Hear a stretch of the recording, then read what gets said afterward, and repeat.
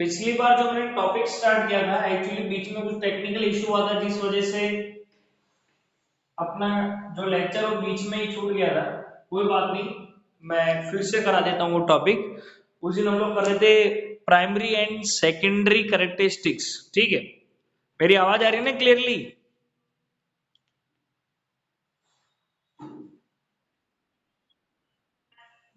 बेटा तुम्हारे यस और नो भी मेरे को सुनाई नहीं दे रहा, तुम्हारे यस और नो में भी आवाज कट रही है।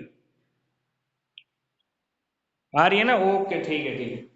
तो मैं उसी टॉपिक से चालू कर रहा हूँ जो प्रीवियस क्लास में हमने किया था, क्योंकि बीच में टेक्निकल इशू हुआ था, आवाज आवाज नहीं आ रही शायद, ऐसा कुछ। तो today we will do first topic, primary and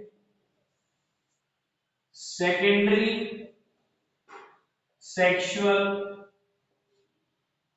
characteristics. ठीक है, अब देखो इसके अंदर क्या होता है। जब भी कोई बेबी बॉर्न होगा, जब भी कोई बेबी बॉर्न होगा, तो whether she will be a male या फिर फीमेल, जब भी कोई बच्चा पैदा होगा तो या तो बेबी बॉय होगा या बेबी गर्ल होगी। अब जब भी कोई बच्चा बॉर्न होता है तो उस time whether he is male or a female, हम डिसाइड करते हैं सेक्स ऑर्गन से। किससे? सेक्स ऑर्गन से, और कोई डिफरेंशिएशन नहीं है। हम और कोई भी तरीके से नहीं बता सकते कि लड़का है कि लड़की, लेकिन उसके external and internal sex organs उसके पास होंगे। अगर मेल होगा तो पेनिस होगी, टेस्टिस होगी, फीमेल होगी तो ओवरीज होगी, वेजाइना होगी। ठीक है, तो ये जो characteristics, the characteristics by which we differentiate a male or a female during birth, those characteristics are called primary characteristics. Those characteristics are called primary sexual characteristics. समझ में आया? यस और नो? ठीक है। अब एज टाइम पासेज ऑन, अब जैसे जैसे जैसे जैसे तुम बड़े होते जाओगे तो सेक्स ऑर्गन की जरूरत ही नहीं है कि हम ये पता लगाएं कि लड़की है कि लड़का। हम लोग सिर्फ और सिर्फ किस चीज से पता लगा सकते हैं? अपीरियंस। हम अपीरियंस से बता सकते हैं कि ये गर्ल है या फिर बॉय। अगर मैं दूर से किसी गर्ल को देखूं तो मुझे, अगर ब्रेस्ट है उसके, yes she is a girl. अगर उसके हिप्स लार्ज और राउंड है, yes he is a girl, मतलब शी इज अ गर्ल। अगर बॉय है तो उसके फेशियल हेयर होंगे। ठीक है, तो ये जो करेक्टरिस्टिक्स है, ये जो करेक्टरिस्टिक्स, ये कौन से कराते हैं? Secondary characteristics, secondary sexual characteristics. अब एक बात याद रखो, very important. Primary sexual characteristics में आते हैं सेक्स ऑर्गन्स, और सेकेंडरी कैरेक्टरिस्टिक्स के अंदर आती है अपीयरेंस और ये सब। अब मेरे को ये बताओ, रिप्रोडक्शन के लिए अपीयरेंस जरूरी है या सेक्स ऑर्गन्स जरूरी है? Yes, sex organs. बेटा तुम्हारी आवाज भी बढ़ाना है, तुम्हारी आवाज आज इतनी तेज नहीं आ रही है वैसे। तो प्राइमरी एंड सेकेंडरी सेक्सुअल और कैरेक्टरिस्टिक्स। ठीक है, तो primary sexual characteristics are compulsory for reproduction, reproduction के लिए जरूरी है। जो सेकेंडरी सेक्सुअल कैरेक्टरिस्टिक्स है वो रिप्रोडक्शन के लिए जरूरी नहीं है। रिप्रोडक्शन के लिए क्या जरूरी है? ये सब। लेकिन ये मैच्योर कब होंगे? Slowly slowly slowly slowly. अब देखो, पहले ये बात बताओ, ये चीज पता चली कि नहीं? प्राइमरी सेक्सुअल कैरेक्टरिस्टिक्स क्या है और सेकेंडरी सेक्सुअल कैरेक्टरिस्टिक्स क्या है, ये चीज पता चली? ठीक है, ओके। अब हम देखेंगे हॉर्मोन्स। हॉर्मोन्स क्या चीज है?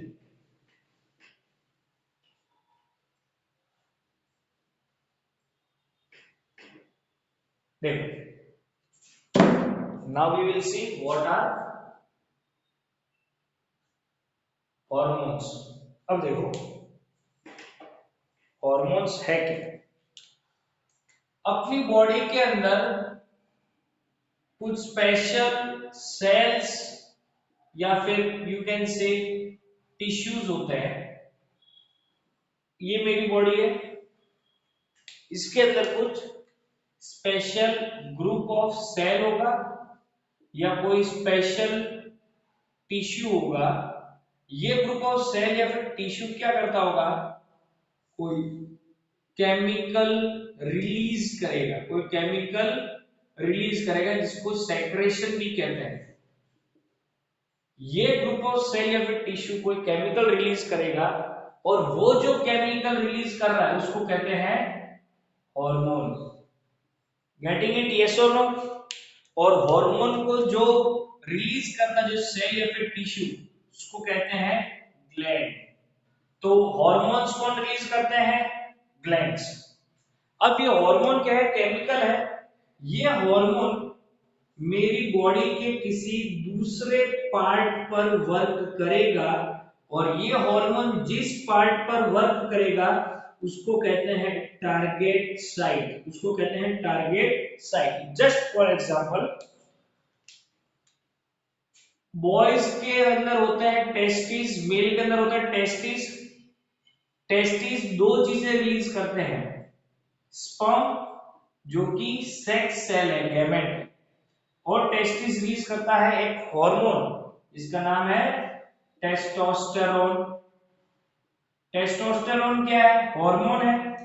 वो हार्मोन क्या करता है, बॉयज की जो फेस है ना, फेस, वहां पर फेस फेस वहां पर हेयर ग्रो करता है। तो टेस्टोस्टेरोन को किसने रिलीज किया? टेस्टिस ने। और उसकी टारगेट साइट क्या हुई? फेस। समझ में आया कि नहीं? यस और नो? समझ में आ रहा है कि नहीं? याद रखना, ये जो हार्मोन है, ये जो हार्मोन है, ये मेरी बॉडी के कंट्रोल के लिए, कोऑर्डिनेशन के लिए, ग्रोथ के लिए बहुत ही जरूरी है। अब हम अलग अलग दो तीन हार्मोन देखेंगे कि कैसे वो हार्मोन सेक्सुअली मैच्योर करते हैं। जस्ट वेट, विल सी।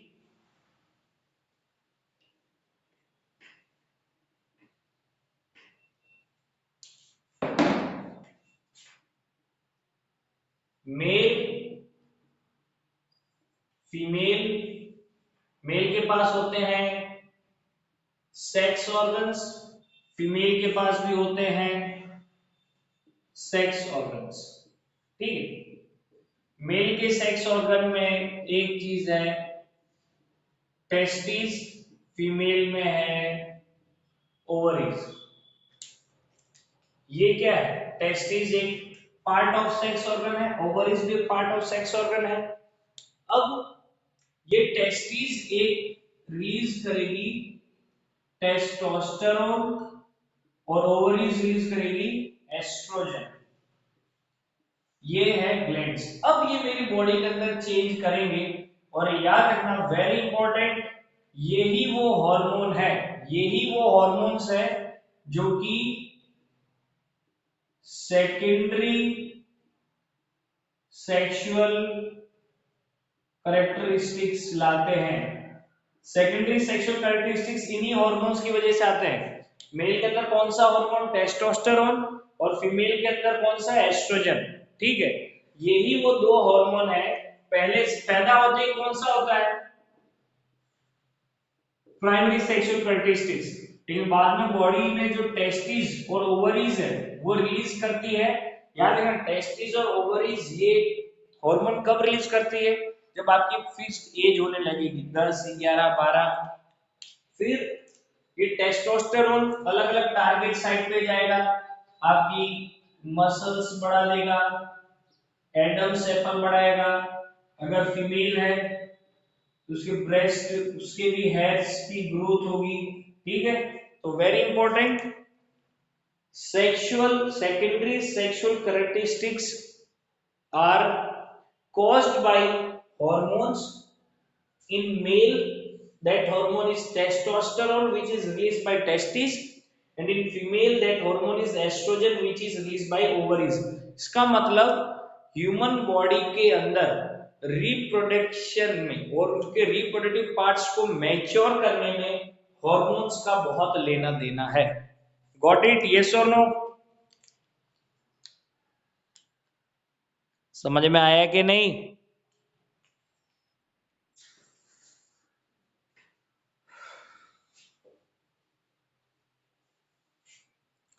अब हॉर्मोन्स कौन कौन से टाइप के हैं वो भी हम देखेंगे.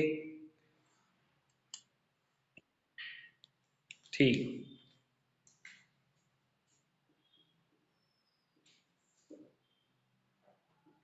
हॉर्मोन्स दो टाइप के होते हैं, इंडोक्राइन एंड एक्सोक्राइन. अब देखो, ये इंडोक्राइन और एक्सोक्राइन जो हार्मोन है बेसिकली डिपेंड करता है कि जो ग्लैंड है, ये हार्मोन की कैटेगरी किस चीज पे बेस्ड है? It is basically category of glands. Sorry, ये ग्लैंड्स की कैटेगरी. ग्लैंड्स क्या है?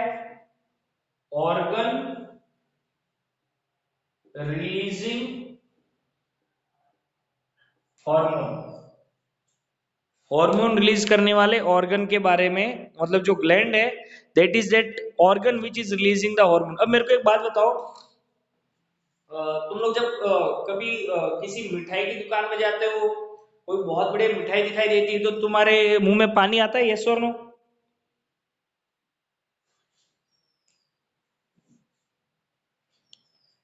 जब खाना खाते हो तो सलाइवा रिलीज होती है मुंह में. ठीक है. अब वो सलाइवा क्यों रिलीज हुई? क्योंकि तुम्हारे मुंह में सैलिवरी ग्लैंड है, और ये जो सैलिवरी ग्लैंड है ये क्या रिलीज करता है? सलाइवा. सलाइवा को देखो हार्मोन है. ठीक. अब इधर ध्यान दो, इंडोक्राइन एंड एक्सोक्राइन. ये मान लो कोई भी ग्लैंड है जो कि हार्मोन रिलीज करता है, और ये ब्लड ब्लड ये ब्लड क्या करता है? ग्लैंड से जो हार्मोन रिलीज हुआ उसको उठा के कहां लेके जाता है? Target site. जैसे कि ये मान लो कि मेल की बॉडी है, टेस्टिस तो लोअर पार्ट में है और फेस अपर पार्ट पे है. यस और नो? टेस्टिस ने जो टेस्टोस्टेरोन रिलीज किया वो बाय ब्लड फेस पे गया. समझ में आ रहा है कि नहीं? यस और नो? तो हार्मोन्स कैरी कौन करता है? ब्लड. अगर वो जो ग्लैंड है वो ग्लैंड हार्मोन डायरेक्टली ब्लड के अंदर रिलीज कर देगा तो उसको इंडोक्राइन ग्लैंड कहते हैं. और अगर वो ग्लैंड हार्मोन को पहले रिलीज करेगा, फिर वो हार्मोन एक पाइप के थ्रू, किसके थ्रू? डक्ट. मैं याद रखना, डक्ट जब भी वर्ड यूज करूंगा मतलब पाइप के थ्रू फिर वो ब्लड के रीच होगा, उसको एक्सोक्राइन ग्लैंड कहते हैं. समझ में आ रहा है कि नहीं? यस और no? Endocrine and exocrine. Exocrine के अंदर डक्ट होती है, नली होती है, और इंडोक्राइन के अंदर नली नहीं होती. ये दो कैटेगरी जो तुमको भी रटनी ही पड़ेगी. समझ में आया कि नहीं? यस और नो? वो बीच में एक नली का फर्क नजर आ रहा है, वो देख रहे हो? एक्सोक्राइन के अंदर एक डक्ट है और इंडोक्राइन के अंदर डक्ट नहीं है. ये फर्क है इन ग्लैंड्स के बीच में, एक्सोक्राइन एंड इंडोक्राइन ग्लैंड. अब देखो होता क्या है.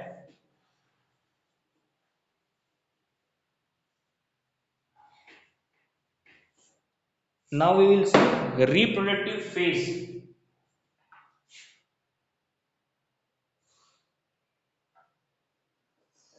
Reproductive phase in humans. अब इधर ध्यान दें, मेल्स के अंदर जब वो 10, 11, 12, खासकर 12 के लगभग जब होने वाले होते हैं तो उनकी टेस्टिस स्पर्म रिलीज करना शुरू करती है. स्पर्म सेक्स गैमेट है, ठीक है, गैमेट सेल है, सेक्स सेल है, और अराउंड 10 और 11 गर्ल्स ओवा एग रिलीज करना शुरू कर देती है, और ये एग और स्पर्म फ्यूज होंगे तो ही जाके जाइगोट और बेबी बनेगा। तो होता क्या है कि रिप्रोडक्टिव फेज इन ह्यूमंस, अगर मेल है तो मेल का अराउंड 12 या 13 पर जो उसकी टेस्टिस है वो स्पर्म रिलीज करना शुरू कर देगी, मतलब इस एज के बाद मेल फादर बन सकता है। अब मोस्ट इंपॉर्टेंट, मेल के क्या होता है, जो टेस्टिस है वो almost life long sperm release करती रहती है, मतलब मेल के अंदर बहुत लाइफ लॉन्ग तक फादर बनने के चांसेस रहते हैं। समझ में आ रहा है मैं क्या कहना चाहता हूं, यस और नो? लेकिन फीमेल के अंदर, इन फीमेल के अंदर क्या होता है, वो जब अराउंड 11 या 12 के होते हैं तो उनकी ओवरी जो है, ओवरी दोनों में से या तो ये या इन दोनों में से कोई एक पहली बार एग रिलीज करेगी, और अभी एग अगर रिलीज हुआ है तो it means that girl is able to become a mother. लेकिन पूरी जिंदगी भर ओवरी एग रिलीज करेगी नहीं। अब मेरे को इसका आंसर कौन देगा, पूरी जिंदगी भर ओवरी एग रिलीज नहीं करती, इसका मतलब क्या हुआ, जो फीमेल है वो लाइफ लॉन्ग मां बन सकती है।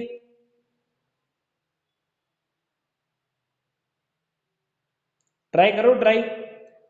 अगर ओवरी जिंदगी भर एग रिलीज नहीं कर रही तो क्या कोई भी फीमेल जिंदगी भर मां बन सकती है? यस नो, वो नहीं बन पाएगी। क्यों?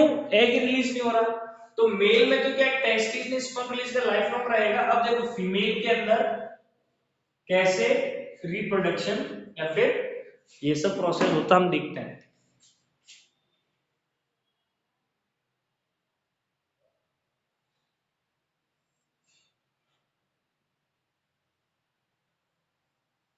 देखो ये क्या है, ओवरीज, ये एक ओवरी वो दूसरी ओवरी, इन्होंने ओवर रिलीज किया, ये है यूटेरस, सर्विक्स, वेजाइना। ठीक है, अब वेजाइना एक ओपनिंग है जिससे मेल रिप्रोडक्टिव पार्ट का एक ऑर्गन दैट इज, श्रद्धा बहुत लेट ज्वाइन होती है तू आजकल, यहां से स्पर्म आएगा। अब वो स्पर्म जो है यहाँ पे इस फेलोपियन ट्यूब और ओविडक्ट तक आएगा। ये कौन सा पार्ट है, ओविडक्ट, जिसको फेलोपियन ट्यूब भी कहते हैं। अगर ये स्पर्म आके इससे यहाँ फर्टिलाइज हो जाता है तो क्या होता है, इधर ध्यान दो। तो क्या होगा, ये वाली जो यूटेरस है ना, ये थोड़ी यहाँ पे मास की संख्या बढ़ जाती है। अगर मैं मास वर्ड यूज कर रहा हूं मतलब ब्लड कैपिलरीज, यहाँ ब्लड का फ्लो बहुत ज्यादा बढ़ जाएगा। तुमको पता है ना कैपिलरीज क्या होती है, सेवेंथ में पढ़ाया भी था। कैपिलरीज बहुत पतली पतली ब्लड वेसल्स को कैपिलरीज कहते हैं। अगर ये यहाँ पर फर्टिलाइज होकर जाइगोट बन जाता है तो यहाँ आके ये जाइगोट इसके अंदर ऐसा आधा घुस जाएगा, मतलब इस जाइगोट को ब्लड खाना सब इसी से मिलेगा। लेकिन अगर फर्टिलाइजेशन नहीं हुआ तो ये जो एग है ये मर जाएगा। मैं देखो फिर से बता रहा हूं, फीमेल के अंदर या तो ये वाली ओवरी या फिर ये वाली ओवरी हर 28-30 दिनों के अंदर इन दोनों में से कोई एक एग रिलीज करेगा, या तो ये या तो ये। कितने दिनों के अंदर, हर 28 से 30 दिन के अंदर। ठीक है, अब जब वो एग रिलीज हो जाता है तो कुछ समय तक ये एग वेट करता है कि फर्टिलाइज हो। लेकिन अगर अराउंड अ वीक या 10 डेज से ये फर्टिलाइज नहीं हुआ तो ये एग क्या हो जाएगा, डाई। अब एक बात ध्यान रखना, जैसे ही इन दोनों में से एग रिलीज होता है यूटेरस की वॉल कैसी हो जाएगी, थिक। और यूटेरस की वॉल थिक क्यों होती है, क्योंकि इस चक्कर का वेट करती रहती है कि यहाँ फर्टिलाइजेशन होगा। लेकिन 10 दिनों तक, हफ्ते भर तक फर्टिलाइजेशन नहीं हुआ तो ये सेल तो मर जाएगा। अब इस वॉल का भी कोई काम नहीं है, तो 20-25 दिन बाद क्या होगा, ये वॉल यहाँ से टूटने लगेगी। समझ में आ रहा है मैं क्या कह रहा हूँ, यस और नो? ये वॉल टूटने लगेगी और ये वेजाइनल ओपनिंग के थ्रू बाहर निकलने लगेगी, किस फॉर्म में, म्यूकस प्लस ब्लड। और इसको कहते हैं मेंस्ट्रुएशन। इसको क्या कहते हैं, मेंस्ट्रुएशन प्लस, बहुत बार ये वर्ड भी सुना होगा, पीरियड्स। पीरियड, अब मेरे को बताओ पीरियड किसको कहते हैं, जब कोई चीज बार बार रिपीट होती है ना उसको कहते हैं पीरियड। जैसे अपने स्कूल में भी first period, second period, next day फिर से फर्स्ट पीरियड, सेकंड पीरियड, तो इसको मेंस्ट्रुएशन कहते हैं, प्लस पीरियड्स भी कहते हैं। पीरियड्स के अंदर क्या होता है, जो आपकी यूटेरस वाली वॉल थिकनिंग हुई थी, अब वो यहां से डिसइंटीग्रेट होके, ब्रेक होके यहां से बाहर निकलेगी। समझ में आया, यस और no, what is menstruation?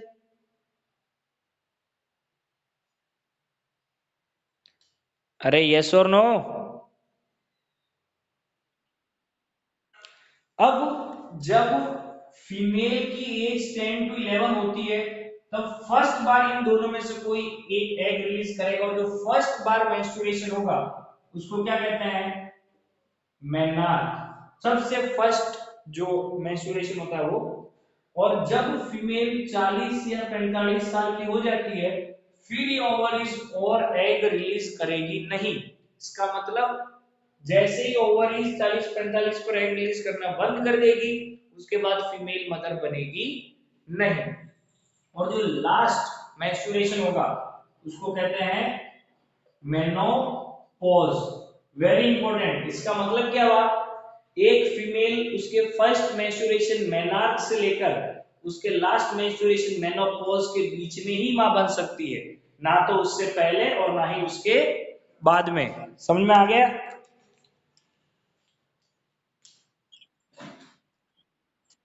Now very important, अब हमें ये पहले क्रोमोसोम्स क्या था वो समझना पड़ेगा। क्रोमोसोम्स के बाद हम ये समझेंगे कि सेक्स क्रोमोसोम्स क्या होता है। वेरी इंपॉर्टेंट, अब हम पढ़ेंगे क्रोमोसोम्स। सेल पढ़ा था हमने, सेल चैप्टर, यस और नो? कोई भी लिविंग थिंग, अगर हम ह्यूमन है ना, तो मेरे जितने भी लाखों करोड़ों मेरी बॉडी के अंदर सेल है, उन सब सेल के अंदर न्यूक्लियस है, और न्यूक्लियस के अंदर थ्रेड जैसी चीज होती है, उसको कहते हैं क्रोमोसोम। क्रोमोसोम्स क्या, thread like structure, thread like structure. अपनी बॉडी में जितने भी न्यूक्लियस होंगे ना, उन सब के अंदर ऐसे क्रोमोसोम्स होंगे। ये वन पेयर, ये क्या है, वन पेयर, ये है second pair, third pair, fourth pair, fifth pair, ऐसे ऐसे टोटल 23 पेयर होते हैं। समझ में आ रहा है, यस और नो? कितने पेयर होंगे टोटल? 23 पेयर्स न्यूक्लियस के अंदर क्रोमोसोम्स के होते हैं। हर एक क्रोमोसोम का जो पेयर है हमारी करेक्टरिस्टिक बताता है। हमारी करेक्टरिस्टिक मतलब कोई एक क्रोमोसोम है, उस क्रोमोसोम से हमारा गोरापन डिसाइड हुआ है।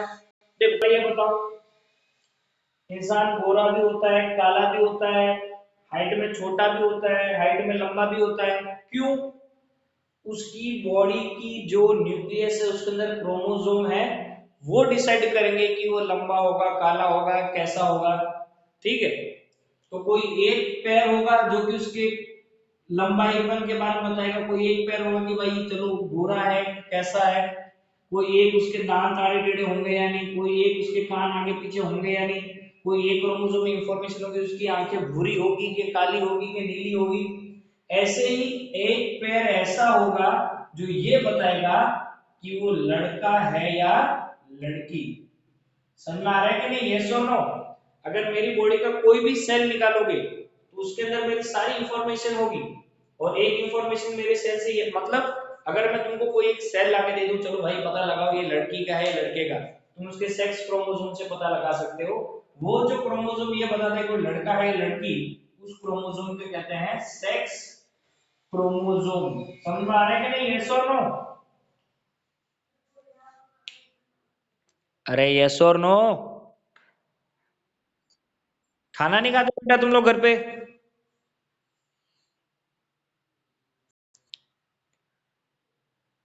अब देखो होता क्या है, याद रखना क्रोमोसोम, लेकिन जो सेक्स सेल होता है ना, सेक्स सेल कौन है? स्पर्म एंड ओवा। याद रखना स्पर्म एंड ओवा स्पेशल केस है। कैसे केस है? स्पेशल। मैं बताता हूं क्यों। स्पर्म, स्पर्म का न्यूक्लियस, लेकिन याद रखना स्पर्म के न्यूक्लियस में पेयर्स नहीं होगा, सिर्फ एक ही क्रोमोसोम होगा, सिर्फ एक ही क्रोमोसोम होगा, पेयर नहीं होंगे। 23 सिंगल क्रोमोसोम होंगे। ओवा के अंदर भी 23 सिंगल क्रोमोसोम होंगे, पेयर नहीं होंगे, सिंगल। अब मैं बताता हूं क्यों। ये स्पर्म है, इसके अंदर एक एक क्रोमोसोम में पेयर नहीं है। ओवा है, उसके अंदर भी सिंगल सिंगल क्रोमोसोम है, पेयर नहीं है। जब इनका फर्टिलाइजेशन होगा तो एक नया सेल बनेगा, और ये वाला मिलके एक पेयर बनाएंगे। ऐसे के ऐसे ये सारे 23 मिलके पेयर बनाएंगे। समझ में आ रहा है कि नहीं, यस और नो? और वो जब पेयर बनाते हैं उस टाइम ये डिसाइड होगा कि भाई बच्चा होगा या बच्ची, गर्ल या फिर बॉय। समझ में आ रहा है कि नहीं, यस और नो?